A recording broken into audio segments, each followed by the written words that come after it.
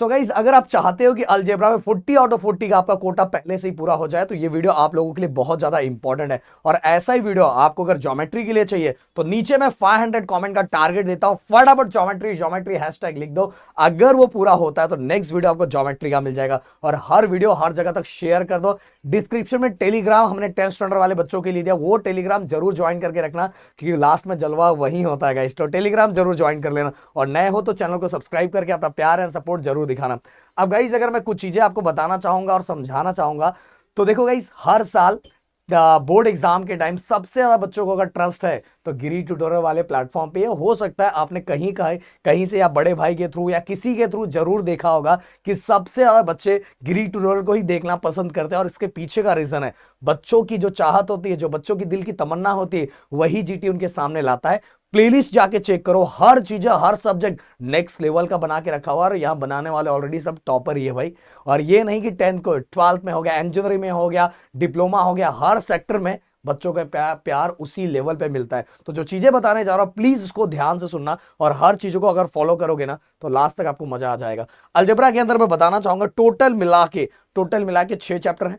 अब आप बोलोगे सर 6 चैप्टर है, 6 चैप्टर पहले देख लो। पहले आपको ना गाइस पता क्या समझना पड़ेगा, पहले आपको समझना पड़ेगा इसका पेपर पैटर्न कैसा होता है, बोर्ड का पेपर पैटर्न कैसा होता है, क्योंकि सही तरीके का पैटर्न बहुत कम ही जगह आपको दिखाया जाता है। तो पैटर्न मैं आपको बता देना चाहता हूं। क्वेश्चन नंबर 1 में अगर मैं बात करूं तो सबसे पहले एमसीक्यू होता है, जो 4 एमसीक्यू दिया रहेगा और वो चारों मतलब उसमें कोई ऑप्शन नहीं रहेगा भाई, वो आपको चारों का चारों करना रहेगा और वो आराम से हो जाएगा। जीटी का वीडियो देखा ना, काम खत्म, एक वीडियो में हो जाता है। दूसरा 4 में से 4 क्वेश्चन 1 मार्क्स के रहेंगे जो सॉल्व करना रहता है। और टॉपर्स बता रहा, टॉपर्स ना इसमें नहीं फंसते, टॉपर इसमें फंसते क्योंकि उनकी प्रैक्टिस ये हो जाती है इसमें बहुत। एमसीक्यू में तो जो अच्छे पढ़ने वाले लड़के हैं उनके मार्क्स एमसीक्यू में जाता है गाइस। ये हो सकता है अभी आपको नहीं पता हो, बट जब एग्जाम देना चाहोगे और उस तरह की सही वाली तैयारी नहीं करोगे तो इसमें बहुत सारे बच्चे फंसते हैं जो अच्छा स्कोर करते हैं। तो कुल मिला के यहाँ टोटल 8 मार्क्स हो गया जो कंपलसरी, इसमें कोई ऑप्शन नहीं है।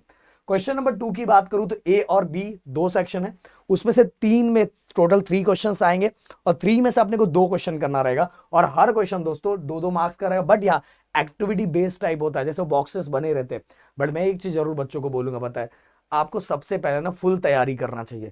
अगर क्वेश्चन पूरी तरह से आपको सॉल्व करना आता है तो वो बॉक्सेस के अंदर फिल करना ना आपके लिए कोई बहुत बड़ा तीर नहीं है। इसलिए जब भी मैं सॉल्यूशन लाता हूं तो आपको पता है कि मैं पूरा सॉल्व करना बताता हूं, फिल करना नहीं बताता हूं। अपने बच्चों को ये करना आता है, अपने जीटी के बच्चे नेक्स्ट लेवल के हैं। तो गाइस 2-3 क्वेश्चन रहता है, उसमें से 2 करना रहता है, मतलब एक ऑप्शन दिया रहता है। यहां हर क्वेश्चन 2 मार्क्स है। अब उसी के अंदर गाइस 5 क्वेश्चंस रहेंगे, 5 में से अपने को करना रहेगा 4 क्वेश्चन और हर क्वेश्चन कितने मार्क्स के रहेंगे, 2 मार्क्स के रहेंगे।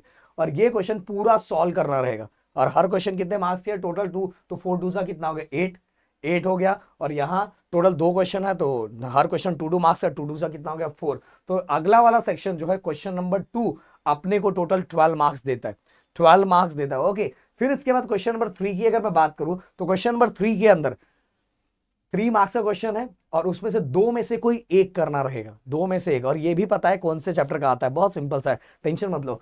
आगे बी की अगर मैं बात करूं तो 4 क्वेश्चन रहेंगे, 4 में से कोई 2 करना रहेगा। और इसमें ऊपर वाले जो 3 मार्क्स का क्वेश्चन है अगेन गाइस वो एक्टिविटी बेस्ड टाइप रहेगा, बॉक्सेस दिया रहेगा, उन बॉक्सेस को क्या करना रहेगा, फिल करना रहेगा। और यहाँ हर क्वेश्चन कितने मार्क्स का रहेगा, 3 मार्क्स का। क्वेश्चन नंबर 4 और 5 हर साल ना लोगों को इसी क्वेश्चन से ज्यादा डर लगता है और लास्ट में यही चीज है, sir hot hot hot, sir hot question कहाँ, हॉट क्वेश्चन। अरे भाई मार्केट में इतना फैला के रखा है ना, हर साल बच्चों को हम समझा के लास्ट में सही ट्रैक पे लेके आते हैं, पर स्टार्टिंग में वो जो भयंकर आतंक मचा के लोग रखते हैं ना भाई हॉट हॉट हॉट। मैं बताना चाहूंगा कि पहला स्टेप्स अगर अलजेब्रा आपको सॉल्व करना है तो पहला स्टेप्स आपका क्या होना चाहिए पता है, पहला आपको पूरे प्रैक्टिस सेट के क्वेश्चंस करने आने चाहिए। अगर प्रैक्टिस सेट के क्वेश्चंस कर लिए तो 100% 32 से लेके 36 तक के मार्क्स कंफर्म है आपके, कंफर्म, इतना डन, जेब में डाल लो इतने मार्क्स।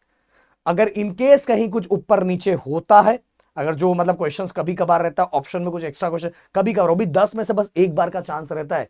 इसीलिए सबसे पहला स्टेप आपका प्रैक्टिस सेट का होना चाहिए। प्रैक्टिस सेट जब हो जाता है देन सॉल्व्ड एग्जांपल जब हो जाता है then problem set and GD जो क्वेश्चंस प्रोवाइड करता है वो क्वेश्चन करना रहता है। वो आपने कर लिया 40 आउट ऑफ 40। पेपर 60 मार्क्स का आता है, पेपर कितने मार्क्स का आता है विद ऑप्शन 60 मार्क्स का आता है और अपने को निकालना 40 रहता है और अपने बच्चे तो एक्स्ट्रा भी करके आ जाते हैं। देन क्वेश्चन नंबर 4 की बात करूं तो टोटल 3 क्वेश्चन होते हैं और 3 में से अपने को 2 क्वेश्चन करना रहता है और हर क्वेश्चन गाइस 4 मार्क्स का रहता है। क्वेश्चन नंबर 5 की बात करूं तो टोटल 2 क्वेश्चन होते हैं और 2 में से अपने को करना रहता है 1 क्वेश्चन और हर क्वेश्चन रहता है 3 मार्क्स का। और यहां देखो गाइस, यहां ऑप्शन भी है। अब आपके मन में वो क्वेश्चन कि सर हाँ, वेटेज की सबसे पहले बात कर लेते हैं। First chapter, second chapter, third chapter, fourth and fifth. अगर मैं थोड़ा इसको और बड़ा कर दूं, देखो इस एक चीज और बोलूं कि वेटेज के अंदर थोड़ा फ्लक्चुएशन होता है, पर फ्लक्चुएशन मतलब ये नहीं है कि अगर कोई वेटेज दिया हुआ 8 मार्क्स का डायरेक्ट 1 मार्क्स का है, ऐसा नहीं। मतलब 1-2 मार्क्स का ऊपर नीचे फ्लक्चुएशन होता है, 1-2 मार्क्स का ऊपर नीचे होता है, इससे ज्यादा डिफरेंस नहीं होता। फ्लक्चुएशन होता है पर ज्यादा फ्लक्चुएशन नहीं होता कि कोई 12 मार्क्स का दिया है तो डायरेक्ट ही 2 मार्क्स का है, ऐसा कुछ नहीं है। समझ में आया? आप चाहिए तो खुद से कैलकुलेट कर लो, आपको चीजें समझ में आ जाएगी। पिछले कई सालों का पेपर पीवाई को डालो, उसमें कैलकुलेट कर लो, आपको खुद सच्चाई सामने आ जाएगी। तो linear equation 2 variable total 12 marks, quadratic equation total 12 marks, arithmetic progression total 8 marks, फिर 4 chapter total 8 marks, 5th chapter total 8 marks, then 6 chapter अपना 12 मार्क्स। इस तरह से विद ऑप्शन के साथ टोटल 60 बनता है और 60 में से अपने को निकालना कितना रहता है पता है? निकालना ओनली 40 मार्क्स रहता है। तो सर कौन से चैप्टर करना स्टार्ट करें? देखो गाइस, सबसे पहली बात तो आप अगर मतलब आप उस तरह के स्टूडेंट हो कि सर मैं ना पहले मेरे को टारगेट है ना कि मेरे को कंफर्म कर लेना 40 मार्क्स, मेरे को कंफर्म करना है, मतलब मैं ऊपर नीचे करना ही नहीं चाहता। तो first chapter, second chapter, then इसके बाद गाइस लाइन वाइज ये चारों चैप्टर अगर आप कर लेते हो तो आपको कोई हिला ही नहीं सकता। और लास्ट वाले चैप्टर में मीन, मीडियन एंड मोड किस तरह से ड्रॉ करते हैं उसके बस फॉर्मूले याद कर लिए, काम हो गया। बट अगर आप ऐसे स्टूडेंट हो सर 30 to 30 मार्क्स, 5 मार्क्स भी अपने को चलेगा सर, तो भाई प्रोबेबिलिटी, ओके प्रोबेबिलिटी कर लिया, एपी कर लिया एंड लास्ट वाले चैप्टर के अंदर मीन, मीडियन, मोड कर लिया तो भी आपका काम हो जाएगा। उसके साथ बस फाइनेंशियल प्लानिंग के 2-2 मार्क्स के क्वेश्चन, जिसमें जीएसटी पेएबल कैसे निकालते हैं, देन जीएसटी पेएबल के बाद आरओआर का बहुत सारा कंडीशन दिया रहता है, नंबर ऑफ शेयर्स निकालने के लिए दिया रहता है, ये क्वेश्चंस। और बता रहा हूं ये क्वेश्चन अगर मेरा चैप्टर जाके करोगे ना, इस चैप्टर से बहुत ज्यादा प्यार हो जाएगा गाइस, और ये इतना पसंद हो जाएगा ना, बोलोगे कि ये चैप्टर मैं स्किप करने वाला था पर सर ये मजा आ गया। इस चैप्टर में कुल मिला के कितने ही फॉर्मूले हैं, उन्हीं फॉर्मूले पे गेम बार बार घुमा के हो रहा है। जीएसटी पेएबल है, नंबर ऑफ शेयर भी नहीं, बस आरओआर निकालो, आरओआर से जो बनेगा उसी में 2 और फॉर्मूले हैं, total dividend and sum invested, उसी से, और सम इन्वेस्टेड से ही हमारा नंबर ऑफ शेयर निकल जाएगा। तो अगर दिमाग के साथ पढ़ोगे तो पढ़ना बहुत कम पड़ेगा। मैं हमेशा बच्चों को बोलता हूं कि 2 तरह की स्टडी होती है, एक गधा वर्क होता है, एक स्मार्ट वर्क होता है। अगर जो स्टूडेंट स्मार्ट वर्क करता है ना, वो सही रास्ते पे चल रहा है और वो मतलब बहुत कम पढ़ के भी बहुत अच्छा स्कोर करता है। और जो गधा वर्क करने वाला बस ये कल उठ रहा है, कुछ भी कर रहा है, 2 क्वेश्चन रट रहा है, इधर से 2 क्वेश्चन रट रहा है, जो सुन रहा है वो बता दे रहा है, ऐसा मत करो। क्वालिटी वाइज पढ़ाई करो। आपको ये पता रहना चाहिए कि इसके अंदर कितने, कौन सा टॉपिक है, किससे रिलेटेड टॉपिक है और कौन से टॉपिक के क्वेश्चंस आते रहते हैं। तो गाइस 1 2 3 ये 4 ये उन बच्चों के लिए है, क्योंकि अगर ये 4 कर लेंगे तो प्रोबेबिलिटी तो आराम से कर लेंगे। तो प्रोबेबिलिटी को तो मैं काउंट ही नहीं कर रहा हूं, जिनको 40 आउट ऑफ 40। तो ये सभी चारों का क्या करना है, प्रैक्टिस सेट सबसे पहले खत्म करना है। और वो बच्चा जिसको थोड़ा मैथ का टेंशन है, उसको प्रोबेबिलिटी, एपी कर लो और लीनियर इक्वेशन 2 वेरिएबल के जो मेन चीजें हैं, हर एक्सरसाइज के 2-2 3-3 4-4 क्वेश्चंस, बस इतना है।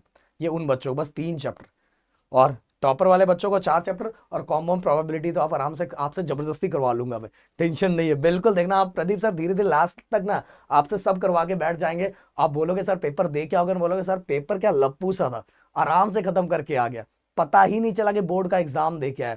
मतलब जितना डर डाल के रखा है ना, वैसा पेपर बोर्ड का आता ही नहीं है। एक्चुअल पैटर्न कैसा है वो समझो और उसके अकॉर्डिंग स्टडी करो, देखो एग्जाम में फोड़ क्या होगे और बहुत अच्छा स्कोर करके आओगे। तो मिलते हैं नेक्स्ट वीडियो में। Thank you so much guys, जय हिंद एंड जय महाराष्ट्र दोस्तों।